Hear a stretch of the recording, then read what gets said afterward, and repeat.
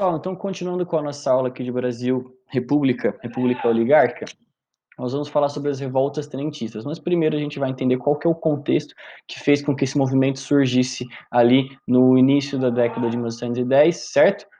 Perdão, final da década de 1910 e início da década de 20. Bom, tudo começa, pessoal, com novas eleições para 1918, onde a gente tem a morte de Rodrigues Alves. Ele é eleito, iria para o seu segundo mandato, só que ele morre, portanto, e aí ele se vê diante da necessidade de convocar novas eleições, certo?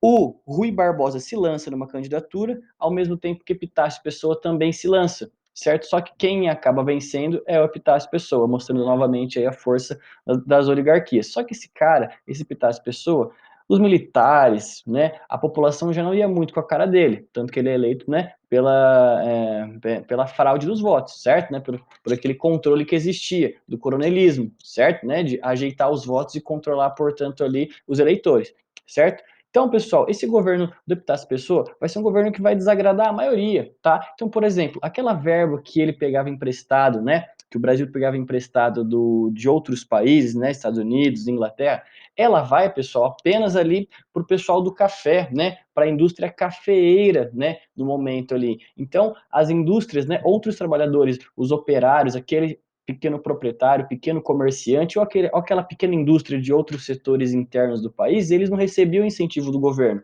Então havia um descaso ali, né, com outros setores como os da causa operária. Então os operários que recebiam muito pouco faziam greve, certo? A greve era tida como legal, ia lá e batia no povo, batia no trabalhador, certo? Então já desagradava ali boa parte da população. Ele vai começar a adotar medidas protecionistas. O que seria isso, pessoal? Medidas que colocam tarifas alfandegárias na importação e exportação. Então o que acontece? Até os cafeicultores, depois do final do seu mandato, começam a ficar descontentes com ele, portanto, certo? E aí ele já tem ali o desagrado do povo que está descontente, né, dos operários, né, a maior parte da classe trabalhadora. A gente tem agora, pessoal, né, o desagrado dos cafeicultores, certo, com as medidas protecionistas deles, e os militares que por si só já não iam com a cara dele, que já não gostavam, certo, dele, por alguns motivos que a gente vai entender. Em 1922, quando acaba ali, portanto, o mandato dele, ele indica Arthur Bernardes, certo? Que os militares também já não gostavam, inclusive, certo? Então, eles não gostam tanto do presidente Epitácio, não vão muito com a cara dele, e principalmente com o de Arthur Bernardes. O que vai acontecer? Vão ter protestos e revoltas das oligarquias dos estados da Bahia, Rio Grande do Sul, Pernambuco e Rio de Janeiro, certo? Então, eles se revoltam contra essa candidatura, certo? Que é indicada pelo Epitácio Pessoa. Eles não queriam que o Epitácio indicasse esse cara aqui, o Arthur Bernardes, certo? O que vai acontecer? Essa reação desses estados aqui, certo?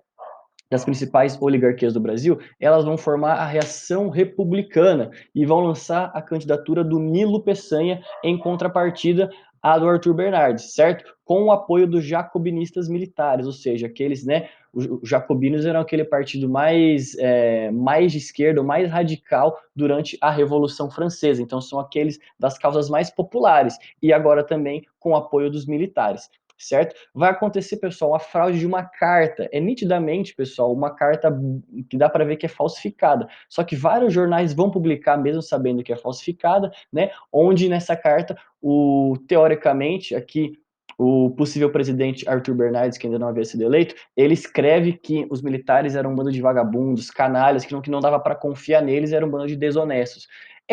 Pessoal, quem conhece e quem vivia naquela época percebia que havia sido fraudada a carta, mas ainda assim isso causa grande revolta por parte dos militares. E após esse evento, então, da carta fraudada, os militares pedem oficialmente, né, a retirada da candidatura do Arthur Bernardes, que por sua vez não vai dar voz aos militares, não vai ouvir e vai se manter, né, na sua campanha, onde ele acaba sendo eleito, certo? Ele acaba sendo eleito, ok? E recusa, portanto, ali as medidas que são solicitadas pelos militares, certo? O que vai acontecer? Vai haver uma revolta lá em Pernambuco, certo? Onde ou ainda então Epitácio Pessoa vai tentar controlar essa revolta, ligando para os militares, dando um alô lá, falar o seguinte, ó, Forte de Pernambuco, dá uma controlada lá no pessoal porque tá tendo uma revolta, certo? Ele fala, tá